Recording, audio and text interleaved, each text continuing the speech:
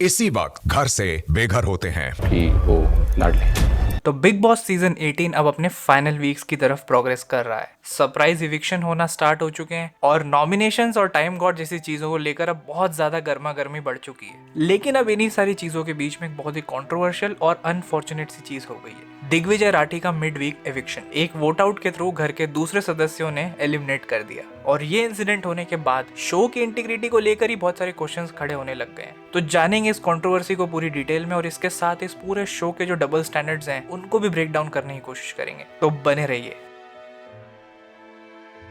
तो ये बात है इस सीजन के 28th एपिसोड की, जब इस शो में एक वाइल्ड कार्ड एंट्री होती है, वो भी किसकी? दिग्विजय राठी की। लोगों के लिए ये समवॉट एक लेस फेमिलियर फेस था कंपेयर टू अदर कंटेस्टेंट्स जिन्होंने अपनी प्लेस इस शो में ऑलरेडी कंसोलिडेट करना स्टार्ट कर दी थी। तो स्टार्टिंग में एक इंप्रेशन सा गया, क्योंकि मे भी इसकी रजत दलाल से अच्छी बनती हुई दिख रही है स्टार्टिंग में, तो हो सकता है आगे जाके शो में दोनों बहुत अच्छे फ्रेंड्स बन जाएं और एक तीसरा ग्रुप भी बनता हुआ दिखे। लेकिन विद टाइम चीजें क्लियर होती चली गई। दिग्विजय ने इस घर में अपने आप को एस्टैब्लिश करने की कोशिश करी और ऐसी चॉइसेस ली गेम में जिसमें उसके लिए रिस्क ज्यादा था। सेफ साइड्स कभी नहीं चूज करी। ये सारी चीजों के चलते चलते जब ऑडियंस ने उसको देखा, पॉजिटिव सा परसेप्शन क्रिएट होने लगा पब्लिक के माइंड में। और पब्लिक को तो ये चीज दिखी रही थी, लेकिन साथ में जो दूसरे कंटेस्टेंट्स थे उनको भी ये क्लियरली विजिबल होने लगा कि कितना स्ट्रॉन्ग पोटेंशियल है दिग्विजय का and he is not easy to be played with. बहुत सारे सीजन में ऐसे एपिसोड्स हुए जहाँ पे दिग्विजय वर्सेस पूरा घर हो गया था। बहुत सारे एपिसोड्स में पूरा घर मिलके उसको टारगेट करता था। इवन रजत दलाल से जब उसने बातचीत करना कम करी, अपने आप को डिस्टेंस किया, तो उसने भी आगे जाके उन स्टेजेस में उसको टारगेट करने की कोशिश करी। इस घर में दिग्विजय के अलावा और भी सारी वाइल्ड कार्ड एंट्रीज हुई थी, लेकिन वो सब दिग्विजय की तरह अपने पैर इस घर में नहीं जमा पाए, क्योंकि आपको एक डिसएडवांटेज होता है जब इस घर में आप लेट एंट्री करते हो। तो इसमें तो कोई डाउट ही नहीं है कि दिग्विजय ने बहुत जल्दी आके अपनी प्लेस बनाना शुरू कर दी थी और अपने आप को इस घर में एक स्ट्रॉन्ग कंटेंडर की तरह प्रेजेंट किया। लेकिन कुछ हफ्ते गुजर जाते हैं और एक आता है बड़ा ही इंटरेस्टिंग वीक, जब घर का टाइम गॉड या गॉडेस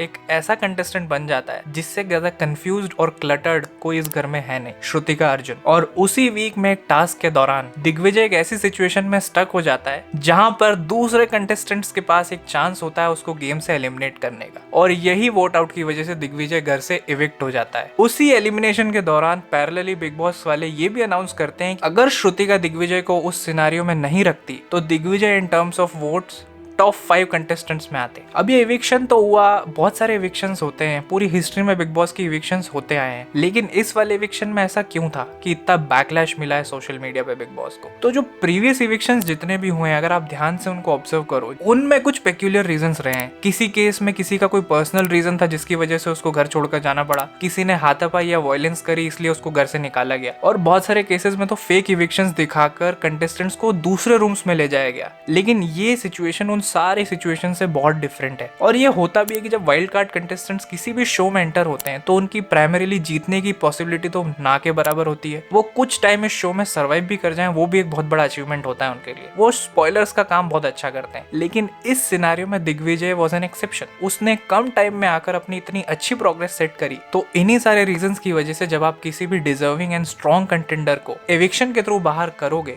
साफ दिखता है कि कितना अनफेयर है वो चीज। अब इसी सिनेरियो को मैं और अच्छे से समझाने के लिए आपको इस सीजन की स्टार्टिंग में लेके चलता हूँ। जब एक एपिसोड आता है जिसमें अविनाश मिश्रा और चुम दरांग आपस में झगड़ने लगते हैं और ऐसा दिखता है स्क्रीन पे कि अविनाश अटैक करने वाला है चुम पे, तो घर वालों के सामने बिग बॉस हिमसेल्फ एक चॉइस देते हैं कि क्या आप अविनाश को एलिमिनेट करना चाहते हो इस घर से। तो मैक्सिमम कंटेस्टेंट्स विलिंगली रेडी हो जाते हैं टू वोट आउट अविनाश, और बिग बॉस अविनाश को निकाल भी देते हैं घर से, लेकिन कुछ देर के लिए ही। थोड़ी देर बाद ये दिखता है कि अविनाश जेल में बैठे हुए हैं और पावर्स कैरी कर रहे हैं। और बिग बॉस को लोगों ने यह बार बार कहते हुए सुना है, चाहे बिग बॉस में कोई भी चीज हो, बिग बॉस हमेशा जनता का डिसीजन, पब्लिक का फैसला, जो पब्लिक डिसाइड करेगी वही होगा। यहाँ तो बिग बॉस ने अपने हिसाब से ही पूरा गेम कर दिया। कुछ लोगों का ये भी कहना है कि जो ये 4-5 वाइल्ड कार्ड कंटेस्टेंट्स अंदर डाले गए थे, ये समवॉट एक स्ट्रेटेजी थी बिग बॉस की, समवॉट एक डाइवर्जन या फिर एक डिस्ट्रैक्शन किया गया। क्यों? क्योंकि जो इनिशियल कंटेस्टेंट्स थे उनको समवॉट गेम में बनाए रखना और एंड तक ले जाने की कोशिश की गई। तो आप अगर पैटर्न को फॉलो करोगे तो आपको सब दिख जाएगा क्लियरली। सारे कंटेस्टेंट्स एक एक करके बाहर होते गए। चूंकि दिग्विजय को ढेरों सारे वोट्स मिल रहे थे तो उसको ऐसे हटाना तो इजी था नहीं, वो समहाउ दूसरी तरीके से बाहर हो गया शो से। यामिनी, ईडन, वो भी इस हफ्ते निकल गए। हो सकता है अगले हफ्ते तक कशिश भी बाहर हो जाए। आज से कुछ टाइम पहले मैंने एक वीडियो भी बनाई थी बिग बॉस को लेकर ही। बहुत सारे प्रीवियस सीजन्स में जो चीजें हुई हैं उनको लेके बहुत सारे क्वेश्चंस रेज किए थे। कई बार शो में ऐसी चीजें हुई हैं जो बहुत ही अनफेयर दिखी पब्लिक के सामने, और वो हिस्ट्री रही है बिग बॉस की, और वो चीज प्रूव होते हुए दिख रही है कौन डिस्प्ले कर रहा है डबल स्टैंडर्ड्स। जो भी दिग्विजय राठी के साथ हुआ, बाहर बहुत सारे लोगों ने उनके लिए सपोर्ट एक्सटेंड किया, क्योंकि एवरीवन न्यू इट कि ये जो भी हुआ है ये बिल्कुल भी फेयर नहीं हुआ है, and he was a very deserving candidate. Keeping it aside, मैं बिग बॉस की फंक्शनिंग को लेकर ही बहुत सारे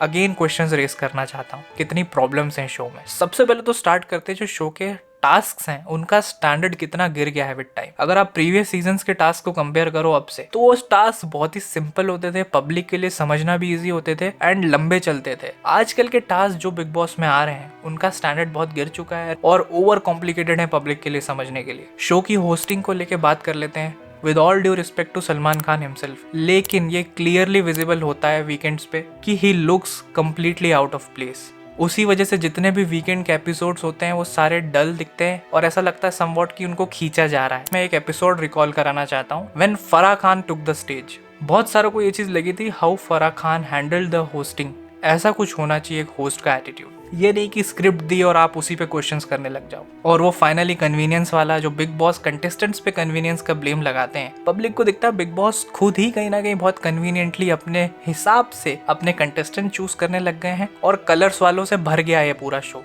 तो ये सारी चीज़ें जो बिग बॉस में चल रही हैं पब्लिक बहुत ही अच्छे से देख रही है और समझ भी रही है। एंड मैं ये चीज़ कहना चाहूँगा कि हम में से किसी को भी बिल्कुल भी सरप्राइज होने की नीड नहीं है जब ये शो वाले दिग्विजय को सेकंड वाइल्ड कार्ड एंट्री देते हैं शो में अपनी टीआरपी बढ़ाने के लिए, और उसके साथ में ये चीज भी डिस्प्ले कर पाएंगे हमने कोई अनफेयरनेस का डिस्प्ले नहीं किया है। तो देखते हैं अब ये वाला सीजन किस डायरेक्शन में जाता है और क्या क्या कन्वीनियंस के अकॉर्डिंग बिग बॉस वाले सीजन को अपने हिसाब से सेट करते हैं, किसको अंदर बाहर करते हैं और फाइनली किसके हाथ में लोग ट्रॉफी पकड़ाते हैं। अगर आपको वीडियो अच्छी लगी हो तो वीडियो को लाइक करें, चैनल सब्सक्राइब करें और बने रहिए हमारे साथ और भी इंटरेस्टिंग वीडियोस के लिए। तब तक के लिए गुड बाय।